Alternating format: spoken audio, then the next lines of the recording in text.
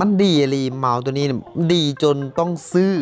ไพ่ที่เป็นสายเกมที่ว่าเกมฟรีไฟกาลีน่าพิซังต่างๆพับจีที่ว่าลินในคอมต้องซื้อให้ได้เพราะว่ามันดีอะลีตัวนี้นั่นนะต้องซื้อเข้าใจ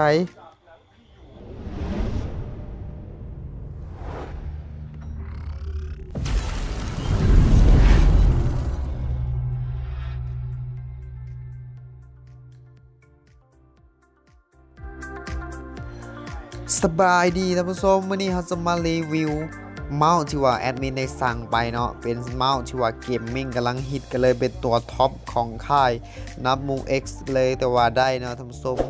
สำหรับรุ่นนี้แอดมินได้สั่งมาจาก Shopee เนาะเป็นโปรเลยช่วงนี้สำหรับแอดมินสั่งมาในราคา447 บาทเนาะราคาเต็มกับประมาณพันกว่าบาทเนาะแต่ว่าแอดมินก็ได้ใส่โปรแน่ใส่คูปองส่วนลดต่างๆเนาะแล้วก็ขับมายังประเทศลาวเฮาแล้วก็ตัวนี้เนาะแอดมินก็ได้สั่งไปแมนนามู X Hanger X 71เนาะซึ่งว่ารุ่นนี้เป็นตัวท็อปเลยและกับมีไพ่ LED เนาะ RGB เนาะที่ว่าปรับได้หลากหลายระดับเดี๋ยวมาเบิ่งพร้อมกันเดี๋ยวแอดมินก็แกะไปเรียวๆเนาะบ่มีตัดต่อสำหรับคลิปนี้เดี๋ยวเรามาเบิ่งพร้อมๆกันเนาะว่าเราจะได้ของแท้ของปลอมของก๊อปของลอกเลียนแบบเป็นอะไรนี่ท่านผู้ชมกล้องมาก็สวยสดงดงามมีการสะท้อนแสงใส่สีสันชื่อว่าใส่ใจทุกรายละเอียดเนาะคลายนี่นี่ท่านผู้ชมเป็นใดจากกล้องแล้วก็ยังสวยสดงดงามเนาะเบิ่งแต่กล้องแล้วก็เดี๋ยวเราจะมาแกะเบิ่งข้างในกันท่านผู้ชมแอดมินก็ยังบริแกะเนาะจะแกะและกับเบิ่งไปพร้อมๆกับท่านผู้ชมในคลิปนี้เลยเด้อท่านผู้ชมนี่สีแดงจัดมาเลยท่านผู้ชมพังสันต่างๆกับตามนี้เลยท่านผู้ชมสำหรับค่ายนี่เอาใจใส่เนาะแล้วก็ให้รายละเอียดมาครบถ้วนเนาะกล่องนี้ก็งามในกล่องนี้เนาะออกแบบมาได้สไตล์เกมมิ่งเลยเพราะว่าเป็นเมาส์เกมมิ่งเนาะนี่เลยนัมมู X 71เนาะ Hanger เป็นเมาส์เกมมิ่งเนาะที่ว่ากำลังฮิตกันเลยท่านผู้ชมนี่ตัวนี้ก็มีการปรับเนาะ DPI ได้สูงสุดถึง 12,000 เนาะสำหรับการปรับ DPI สำหรับเอาไปเล่นเกมเนาะสำหรับสายเกมที่ว่าเล่นในคอมพิวเตอร์เนาะที่ว่าเอาไปเล่น Free Fire PUBG ที่ว่าสามารถปรับระดับนี้กับมีสติกเกอร์มีแผ่นไดเวอร์มีอย่างต่างๆเนาะที่ว่าเพิ่นให้มาเอาสามารถเอาไปติดในแผ่นเมาส์แผ่นห้องเมาส์อย่างได้เนาะไปติดในคอมสำหรับแผ่นไดเวอร์ก็มีประมาณนี้เนาะสำหรับเครื่องในกล่องก็มีประมาณนี้เดี๋ยวเอามาเบิ่งตัวไฮไลท์เฮาเลยมาเบิ่งตัวทีเด็ดเฮาเนาะนี่ก็เป็นเงื่อนไขต่างๆเนาะว่าในเฮามาเบิ่งตัวไฮไลท์ดีกว่านี่สำหรับรุ่นนี้เนาะก็เป็นสายทักเนาะนี่น้ำส้มโอ้โหน้ำหนักถือว่าจับถนัดมือทำส้มน้ำหนักมีน้ำหนักที่ว่าหนักพอดีเนาะนี่สายมัน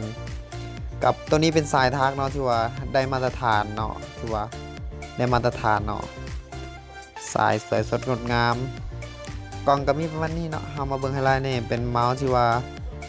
ได้รับความนิยมเนาะท่านผู้ชมเพราะว่ามันมีหลากหลายฟังก์ชันเนาะนี่เบิ่งโฟกัสนี่เป็นสายทักท่านผู้ชมคือสิเห็นเนาะกล้องตอนนี้เราถ่ายในเวลา7 โมงแล้วท่านผู้ชมโมงก็คือแล้วนี่เนาะเอามีหัวอาร์ตอีกอย่างมาเรียบร้อยเนาะคือว่าใส่ใจเนาะตัวลูกค้าเนาะชื่อว่าแบรนด์นี้มีความใส่ใจดีเนาะนี่สายทักงามท่านผู้ชมงามเบิ้งตัวจริงงามเนาะงามสำหรับ USB ก็เป็น USB แบบ 2.0 เนาะสำหรับ USB เดียวแอดมินเสียบให้เบิ่งก่อนว่ามันงามอะไรหรือบ่แอดมินก็หากซื้อมาเป็นครั้งทบินนี่แหละแล้วเสียบเบิ่งเนาะว่าเสียบเข้าคอมแล้วไพ่ มันจะหุ่งหรือว่ามันสิเป็นอะไรเนี่ยเอาเปิดเบิ่งก่อนโอ้แบบแวบงามอยู่ทำทรงงามอยู่นี่มาแล้วโอ้ไพ่ RGB เนาะทำทรงสามารถปรับได้เนาะตามคลิปนี่อันนี้เป็นเซนเซอร์เลยทำทรงสำหรับที่กล้องเฮาถ่ายนี่สามารถเห็นเนาะเซนเซอร์แต่ว่า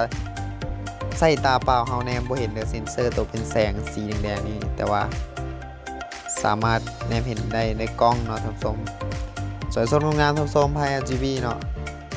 สำหรับกล้องนี่ก็มีบอกไว้อย่างละเอียดเนาะสำหรับคลิปนี้แอดมินต้องขอจบไปก่อนเด้อท่านผู้ชม